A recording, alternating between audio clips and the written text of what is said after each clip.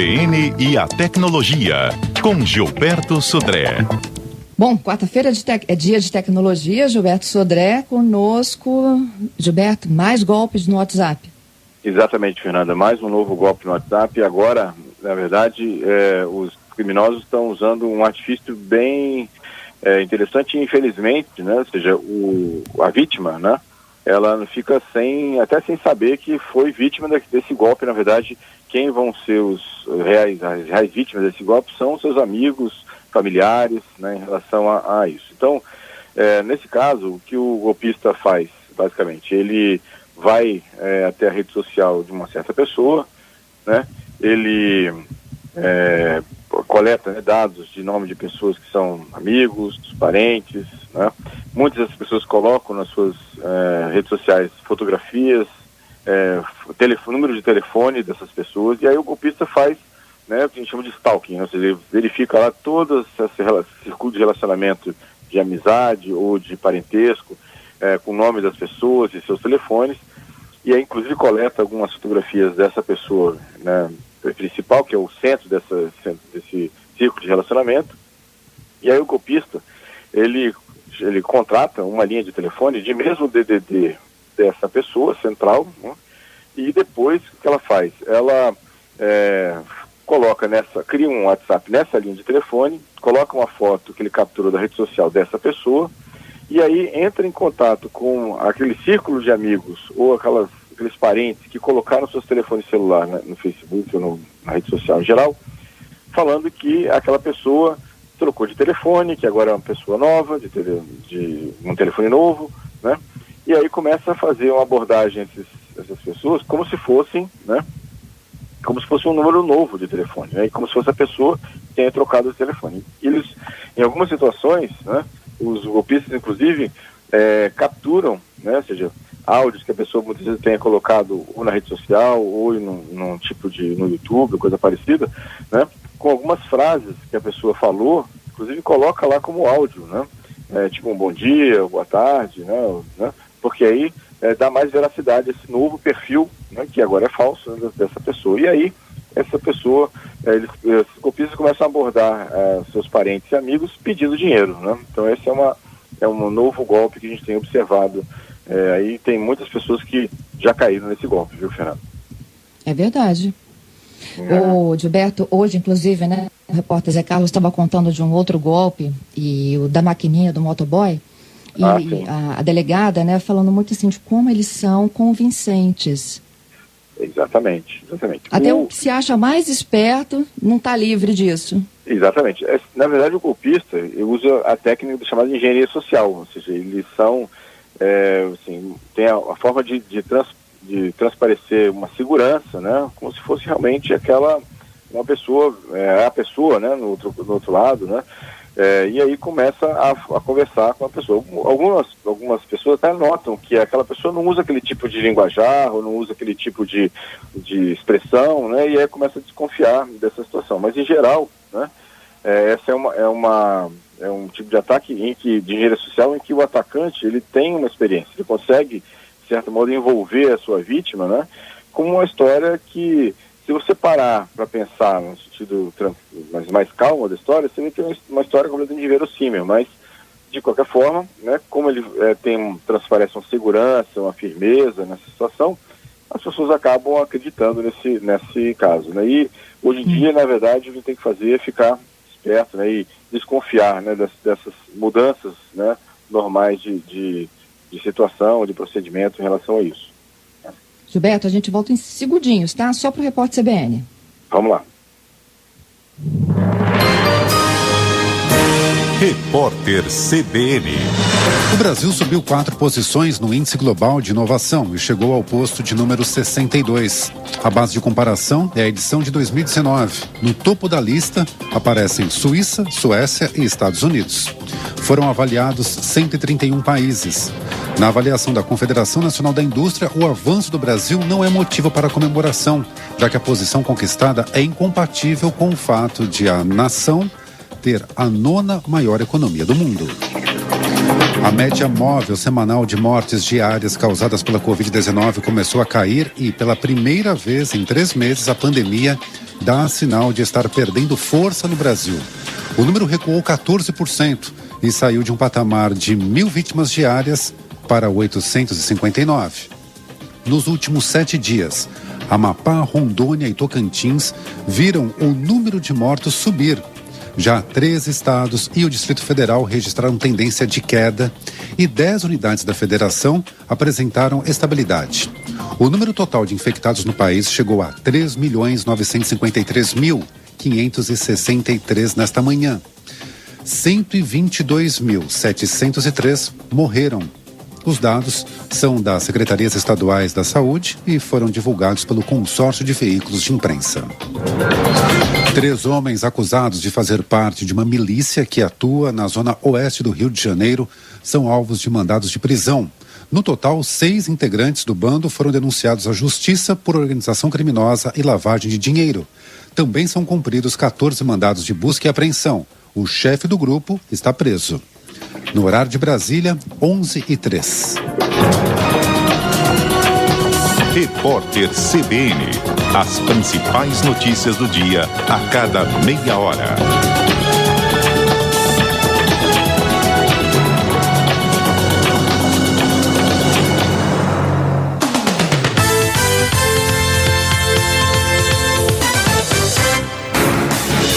Rádio CBN, ZYC 501, FM 92,5 MHz, Vitória, Espírito Santo. Na internet, cbnvitoria.com.br, em nosso aplicativo e nas plataformas de podcasts.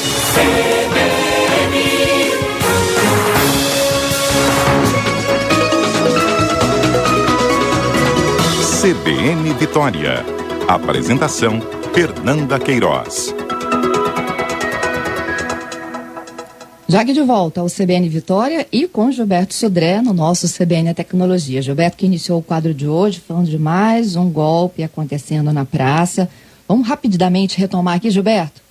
Então, Fernanda, então de novo, né, bom dia aos nossos ouvintes, né, aí, na verdade esse golpe não é uma clonagem, lembrando que não é uma clonagem de WhatsApp, por isso que a pessoa que teve seu perfil, né, na verdade, feito um perfil falso dele no WhatsApp, nem fica sabendo dessa situação. Então, só rapidamente recapitulando, o golpista ele vai na rede social de uma certa pessoa, né, que ele escolhe lá, pega a foto dessa pessoa, vê quem são as pessoas que têm grau de parentesco e seus amigos, vê dessas pessoas que são amigos ou que são parentes, quem publicou também seus números de celular, então anota lá, né, ele anota também e faz esse chama de stalk. Depois ele instala um WhatsApp num telefone de mesmo DDD da vítima, na verdade a pessoa que ele está fazendo esse perfil falso, coloca a foto que ele capturou da rede social lá no WhatsApp e depois ele começa a entrar em contato com essas pessoas que são seus parentes ou que são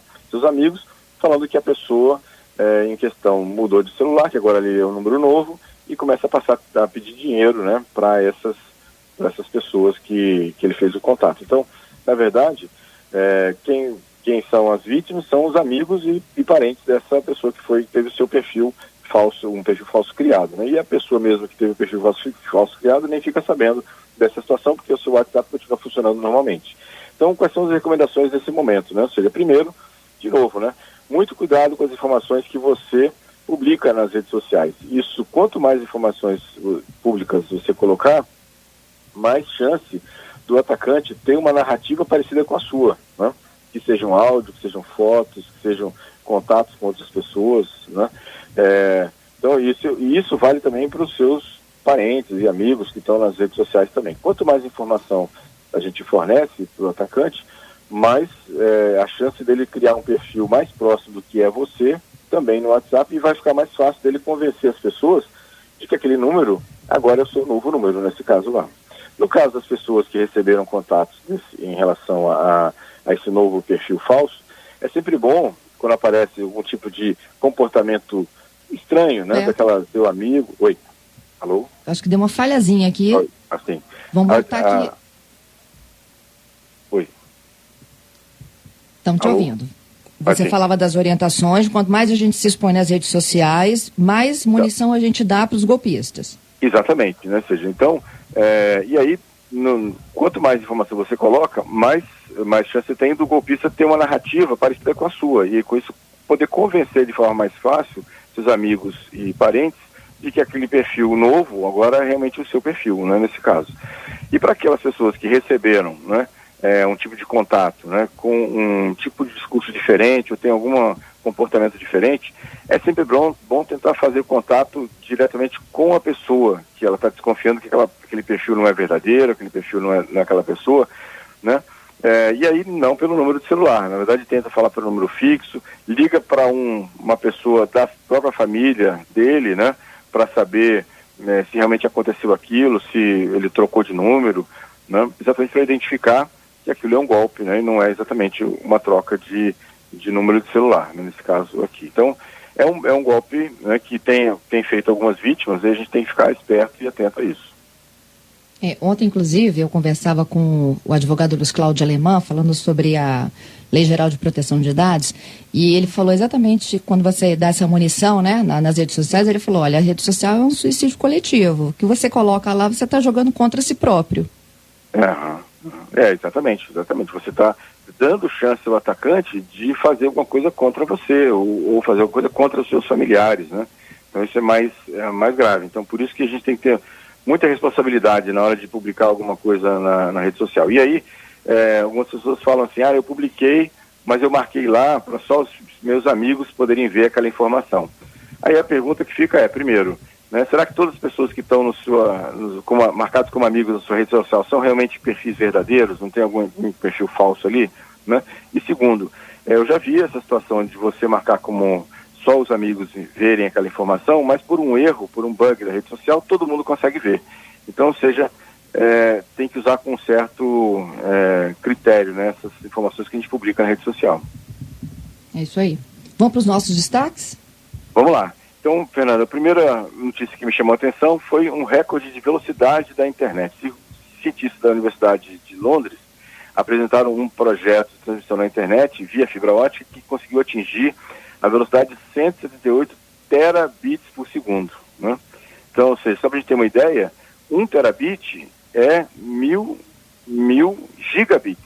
Então, ou seja, a gente está falando de 178 mil vezes mais rápido do que uma conexão que a gente já considera muito rápida hoje em dia, né, nesse caso. E o mais interessante é que essa pesquisa é liderada por uma brasileira, a doutora Lídia Galdino, lá de Londres, né? Usou uma fibra ótica de 40 quilômetros para fazer esse teste. Então, veja que é uma tecnologia que ainda não está em prateleira, mas que a gente já pode imaginar que em algum momento no futuro vai ter isso disponível, né, no mercado. Só para a gente também ver uma comparação, a velocidade máxima foi de 178 terabits por segundo, sendo que um cabo de fibra ótica mais rápido que a gente tem hoje, né, funcionando na internet, é de 60 terabits. Então, ou seja, praticamente essa velocidade alcançada foi 3 vezes mais do que a maior velocidade que a gente tem hoje disponível na internet. Então é bem interessante, né? Outra notícia interessante que eu vi essa semana foi que a Samsung, né, lançou uma função que você consegue buscar ou localizar o seu celular até quando ele está offline, né? Esse é um recurso da Samsung para os seus smartphones que consegue localizar o smartphone mesmo que ele não tenha conexão na internet. Basicamente, ele vai ser localizado através de outros aparelhos que estão próximos a ele, né? Ou seja, na verdade, quem vai denunciar a localização daquele aparelho, né, da Samsung naquele local não vai ser exatamente o próprio aparelho, mas sim aparelhos que estão próximos a ele, que estão conectados à internet. Então é uma questão bem interessante nessa nova função, né, da Samsung. Isso funciona inclusive para relógios e fones de ouvido da marca, para isso aqui. E, por último, uma notícia curiosa, né? Um vírus, né, foi aprovado pela Apple, né, para ser distribuído, né, pelos Macs, né, pelos computadores da Apple. Na verdade, a Apple é tão rigorosa na questão lá de filtragem de aplicativos que vão ser publicados nas suas lojas oficiais, e, na verdade, nesse caso aqui, o malware conseguiu enganar esse processo de verificação de segurança da Apple e conseguiu ser colocado na loja e ser distribuído para muitos usuários nesse caso. Então veja que nem aí sim, né, as lojas também têm problemas de transmissão de vírus, né, mesmo nas lojas oficiais, de vírus para os seus usuários. Obviamente que o risco é muito menor, né, quando você usa apenas as lojas oficiais, mas mesmo assim a gente tem que tomar um certo cuidado, né, quando faz esse tipo de instalação de aplicativos nos nossos smartphones, para isso. Agora 11h12, estamos tentando contato com a Fernanda Queiroz, acho que a gente teve um probleminha no link dela, viu, ô Gilberto? Você está com a gente, sim. Né? Ok. Bom, a gente continua aqui com informações, com perguntas dos nossos ouvintes, tá, para você. Temos aqui informação, a pergunta do Marcelo. Ainda sobre o WhatsApp, tá? A respeito da questão, a gente está falando sobre os golpes pelo WhatsApp, né? Mas ele fala sobre os arquivos e fotos e vídeos que a gente recebe pelo WhatsApp. Ele pergunta se isso pesa no funcionamento do aparelho e se é bom apagar e onde eles ficam. Então, Marcelo, né? Isso realmente pesa porque toda foto e vídeo que você recebe, né? Principalmente aquela que você abre para ver, ela é salva na memória interna do aparelho, né? Isso, inclusive essas fotos você não consegue mover o WhatsApp para o cartão de memória. Então isso fica na memória interna. Quando você enche a memória interna, isso vai prejudicar inclusive o funcionamento de outros aplicativos dentro do mesmo smartphone. Então, se você não precisa, se você recebeu aquela foto, aquela imagem, e você não quer guardar, é interessante que você apague, né? Ele fica numa pasta, no caso do Android, dentro de uma pasta chamada WhatsApp, né? Mídias, né? E aí tem as várias pastas separadas por mídia, foto, vídeo, áudio, né? Você pode apagar essas imagens, ou esses vídeos, através da galeria, no caso do Android. Porque essas imagens provavelmente vão aparecer na galeria de fotos, né? Como uma pasta, imagens do WhatsApp, vídeos do WhatsApp, né? E aí você pode ir lá e apagar essas imagens, né, localmente do seu aparelho. Isso vai aliviar um pouco a memória interna do aparelho, sim, com certeza. Bom, temos também outro assunto agora, fugindo do assunto WhatsApp, porque as perguntas vão chegando de acordo com as dúvidas dos nossos ouvintes, né? Bom deixar isso claro, mas não necessariamente sobre o assunto do dia, né, Gilberto? Lógico. A gente responde aqui, você, no caso, responde todas as perguntas. Olha, o Pablo está aqui dizendo que ele tinha um Asus i5, que queimou depois de 8 anos de funcionamento, que era muito bom. Aí ele está perguntando qual modelo de notebook de até R$ 2.500 aproximadamente que ele pode comprar, que tem um bom desempenho e também uma longa vida útil. Pablo, hoje tem aparelhos nessa faixa de preço que você consegue ter um aparelho relativamente bom. Tem aparelhos da Dell nessa faixa de preço que você consegue. Tem aparelhos da Samsung também. A Samsung está entrando agora no mercado de notebooks também, com aparelhos bem interessantes. O que eu sugiro para você, para ter uma longevidade nesse seu equipamento, é que ele tenha pelo menos uns 8 GB de memória, né? Pode até ser uma CPU, né, tipo um i5, por exemplo, né? Mas que ele tenha pelo menos uns 8 GB de memória. Isso vai dar uma longevidade de você poder, por exemplo, fazer uma instalação de novas versões do Windows, né? Ou seja, rodar ou executar aplicativos mais pesados por um maior tempo, já que a gente sabe que as novas versões dos aplicativos e do sistema operacional sempre ocupam mais espaço do que as anteriores. Então, nessa situação é bem interessante. No mais, os notebooks hoje que tem disponíveis no mercado já tem a parte de Wi-Fi, tem a parte de um HD relativamente razoável, em parte de 500 GB, já é um tamanho razoável que você pode utilizar nessa situação. Bom, respondemos a pergunta do Marcelo e do Pablo. Fernanda Queiroz já está de volta conosco, né, Fernanda? Eu estou. Problemas de internet, de conexão, mas rapidamente eu me reiniciei aqui, Gilberto. Muito bom. Bom, 2 apresentadoras e Gilberto, né, Gilberto? Tá tranquilo. Duas apresentadoras e o Gilberto tá tranquilo, então. Sim, sem problema. Sem problema. Gilberto, tem uma última pergunta aqui de um ouvinte querido aqui, olha, o Josimar, me perguntando sobre o Google Fotos, se você acha que ele é confiável ou não. Então, o Google Fotos, ele é uma ferramenta interessante que você faz a salva, backup das suas fotos na nuvem, junto do do Google Drive lá, né, vamos chamar assim, né? É um armazenamento na nuvem, como qualquer outro armazenamento na nuvem. O que você vai ter é ter uma senha forte, né, para proteger esses dados que estão na nuvem e que você utilize para acesso nesse ambiente, principalmente na parte do Gmail, de autenticação de 2 fatores, né? Ou seja, aquela autenticação que eu tenho login, a senha e mais um outro fator que normalmente é um aplicativo chamado Authenticator, que fica, o autenticador que fica no seu celular. E aí você aumenta a segurança da informação que está armazenada na nuvem, né, lá na nuvem do Google, para isso. Mas é um bom aplicativo. Entendido. Temos mais destaques aí, Gilberto, para encerrar? Não, terminamos com o destaque do vírus aqui da Apple também, para rodar que passou pela verificação de segurança da Apple, né, para isso. Te agradeço, viu? Até sexta com mais novidades para a gente na tecnologia. Obrigado, Fernando. Obrigado aos ouvintes pelas perguntas e participações aí. Sexta-feira temos mais notícias de tecnologia e mais dicas de tecnologia também. Um abraço a você e a todos.